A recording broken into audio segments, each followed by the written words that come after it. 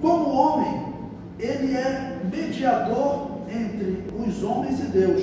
1 Timóteo 2,5. Porque há um só Deus e um só mediador entre Deus e os homens, Jesus Cristo, homem. É claro que ninguém vai dizer que a obra expiatória na cruz foi feita pela parte divina. A parte divina nem morreu na cruz, foi a parte humana que morreu.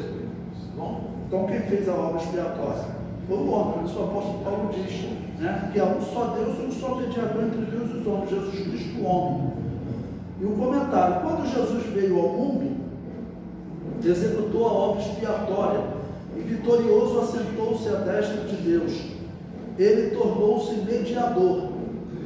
Isso significa que as suas experiências na carne, ou seja, as suas experiências como homem, lhe capacita a fazer o trabalho de sacerdócio mediador.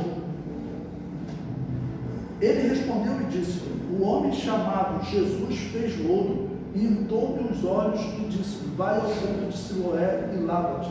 Então fui e lavei e vi. Okay? Então Jesus Cristo, como homem, fez a obra expiatória da cruz. Ele é o mediador entre Deus e os homens. Ok? Número 1.1. A parte humana morreu na cruz.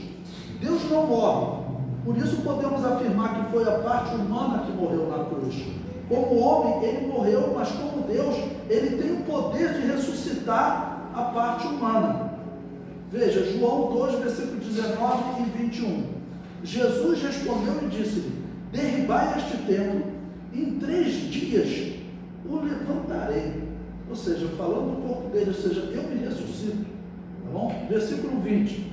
Disseram, pois, os judeus: em 46 anos foi edificado este templo, e tu o levantarás em 3 dias. Mas ele falava do templo do seu corpo. Ok? Então, claramente ele está mostrando que ele é mais do que homem. Tá bom? Número 1.2, Jesus, filho de Davi. Em Lucas, capítulo 20, versículo 41 até o versículo 44, diz o seguinte: e ele lhes disse: como dizem que o Cristo é filho de Davi, visto como mesmo Davi diz no livro dos Salmos: disse o Senhor ao meu Senhor: assenta-te à minha direita, até que eu ponha os teus inimigos por escabelo de teus pés. Se Davi lhe chama Senhor, como é ele seu filho? A humanidade de Jesus Cristo é claramente vista na descrição que Bartimeu fez dele. E ouvindo que era Jesus de Nazaré, começou a clamar e a dizer: Jesus, filho de Davi, tem misericórdia de mim. Tá bom? Então, claramente, existe uma parte divina e existe uma parte humana. Existe uma parte que Davi chama ele de Senhor, e existe outra parte que ele é descendente de Davi. Tá bom? Então, como eu disse, você deixar 100% claro como que a parte divina e a parte humana coexistiram, aí eu prometo um outro seminário depois que nós tivermos lá na Nova Jerusalém. Lá a gente explica isso.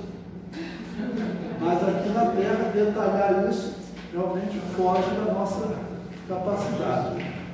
Prosseguindo, se ele é descendente de Davi, logo ele é um homem, como foi Davi, que teve princípio de dia.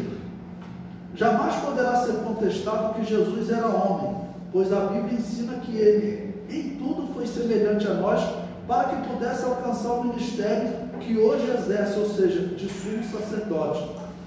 Hebreus 2,17, pelo que convinha que em tudo fosse semelhante aos irmãos, para ser misericordioso e fiel sumo sacerdote naquilo que é de Deus, para expiar os pecados do povo. Tá bom? Então, semelhante, ou seja, com a mesma possibilidade de pecar de Adão e Eva. Tá bom? Pelo que concluímos que ele ainda tem as características de homem, porém restauradas. Pois se ele não as tivesse, como poderia realizar esse mistério que ele conquistou na carne humana, esse ministério que ele conquistou na carne humana? Se ele não tem mais nenhuma característica humana, ele não se lembra das lições que aprendeu na carne e que o capacitaram a ser um sumo sacerdote misericordioso. Então observe isso que eu acabei de dizer. Eu falei o seguinte: além dele ser homem quando ele estava aqui no mundo, eu disse também que ele continua sendo homem ainda hoje. Tá certo? Os que dormem, ele é a primícia dos que dormem, porque ele foi o primeiro a ressuscitar com um corpo incorruptível que nós só receberemos quando deixarmos esse corpo, formos arrebatados, tá bom? Deixarmos esse corpo. Então ele tem que manter aquelas características humanas, então ele continua sendo homem e continua sendo Deus. Ok? E prossigo no comentário. Isso é provado em Apocalipse capítulo 1, versículo 1, que fala da revelação que Deus lhe deu.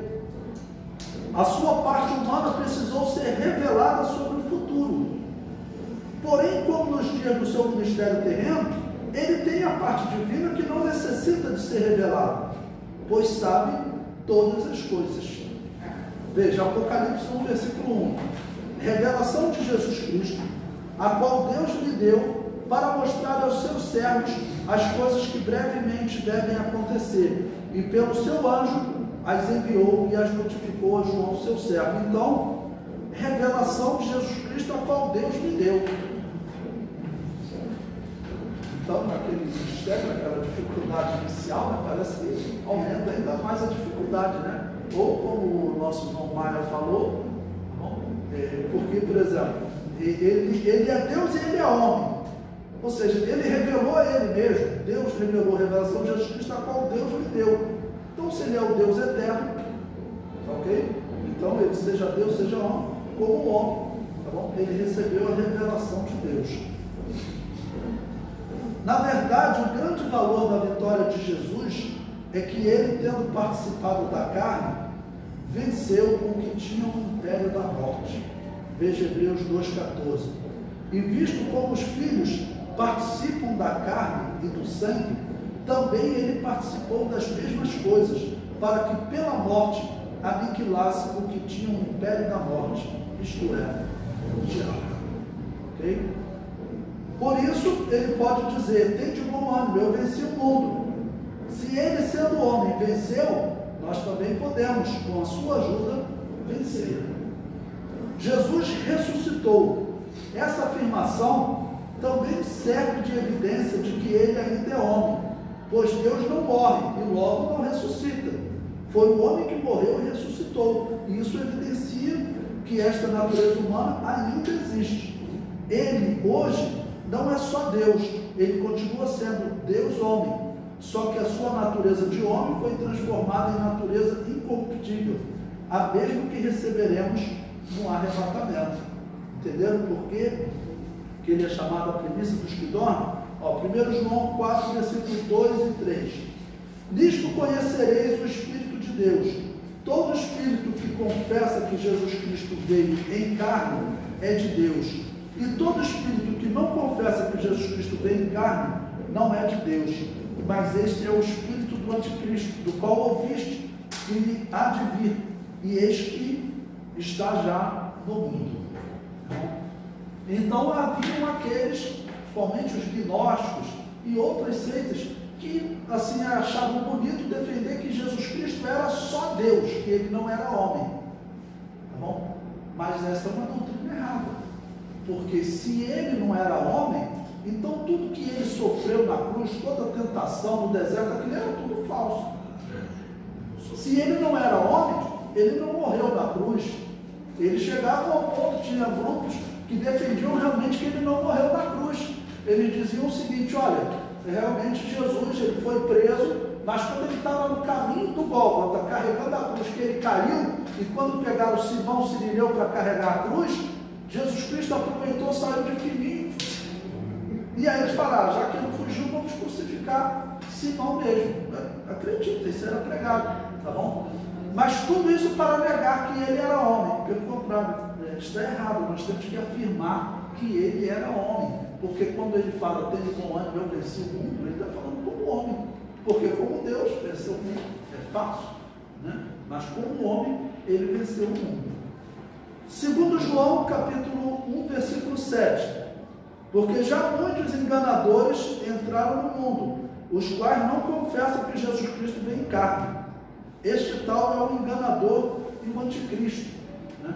Ou seja, seria uma doutrina que o anticristo defenderia. Por quê? Às vezes uma doutrina que parece bonita, parece simples, mas com ela você está anulando todo o sacrifício expiatório de Jesus na cruz. Porque se ele não era homem, ele não morreu na cruz. Ou então você anula o sacerdócio dele, porque se ele não é homem, ele não lembra das experiências da carne para interceder por você. Certo?